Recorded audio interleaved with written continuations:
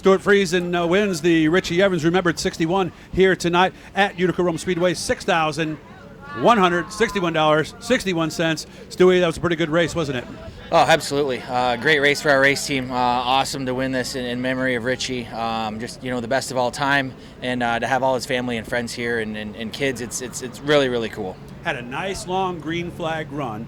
I noticed we were running at top until we got to Tyler Dipple. Took you a while to get around him. Was the car not ready for the bottom? Was the bottom not as good then? What was going on? That's a good question. I just didn't have a rhythm on the bottom. The top was still pretty fast, and Dipple was hitting it pretty good.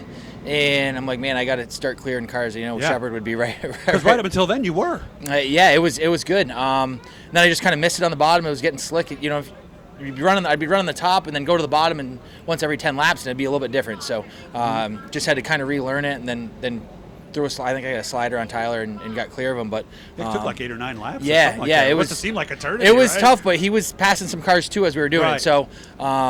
Just tried to keep momentum up and not really break it as much as I could, and of course, keep the Matt yellow behind me. Came out. Did things change after that mid-race yellow? A little bit. I wanted to fire off the bottom, and then obviously get clear of Matt. I know he'd be tough. Nobody gets off the bottom here better than he does. So kind of checked it out, and it was starting to get slick, and that just kind of that New Yorker line where you just kind of roll the middle, from back in the day, and the track was slick and smooth, and kind of got in that rhythm, and it was pretty good. And I noticed we were okay on the bottom a little bit later on. Not bad. I got down there and tried to play with it a little bit in 1 and 2, and got clear of some lap cars. But I just didn't feel like I was kind of hitting my marks good enough. It wasn't really smooth enough.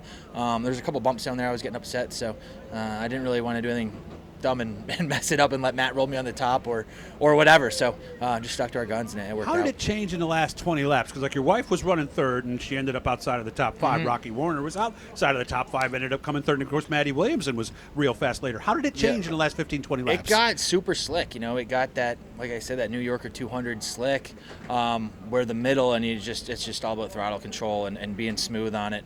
That's kind of what we set up for. Or we tried to set up for at least with Tommy and Jay and Berkey. The guys been doing an awesome job, and it worked out. When we got to that, the car would roll around pretty good and still have some good drive off and keeping it square. So, Jess ran the big block tonight, and I knew she'd be good. When they did the track prep, I'm like, okay, this is good. This will save her for a while, but those things it's hard to control those things. How important was tire choice, compound and everything, and then maybe possibly saving those tires? Yeah, I spent most of my career frying right rears off here and blistering them and doing everything else. So kind of learned from that and tried to keep it underneath me and just not really cook it too bad so it was there at the end. And it was good. Right rear looked great at the end of the race. Okay. I'm curious, why do we put that piece in front of the radiator? The piece we normally use to put heat in the motor. Why is it in there now? So we don't leave it in the pits. It's that simple. Yeah, that's just a habit. Tommy and Berkey and the guys and little Dougie just get in. It's they put them back in there, and they stay with the car all week long. So when we fire it in the shop, it's there and warm it up, and there it is. It's got a spot for it, so keep it in its place. As long as you don't need to leave it in for the heat race, you're good, right? As long as you don't leave it in for the heat race, that's exactly it. You'll fry I've seen that happen. Yeah, I've seen that for many guys. Yep. What's up? What's next for you? What's up this weekend and beyond? We're at Fonda Saturday night, Weedsport Sunday, and then we go to Bridgeport Tuesday, Short Track Super Series, back to Orange County for the Battle of Midway Thursday, which will be another big series race. When's the next truck race? We're at Watkins Glen August 7th. Ooh, so road course stuff, Did some simulator work down at TRD yesterday with Jonathan and Tripp, and I think we got a pretty good piece, but it's going to be one of those deals where you go there and they drop the green and let her rip. So and hope you break enough for turn one. Yeah, exactly. Get up the S's okay. Hopefully it's not as wild as the last couple truck races have been, but I expect the worst. Wish you all the best, man. Guys, thank you. Subscribe and like. And Stewie, it's good to see you. I haven't seen you since last year, so congratulations on the win. Absolutely. Thanks, Doug. Thank you.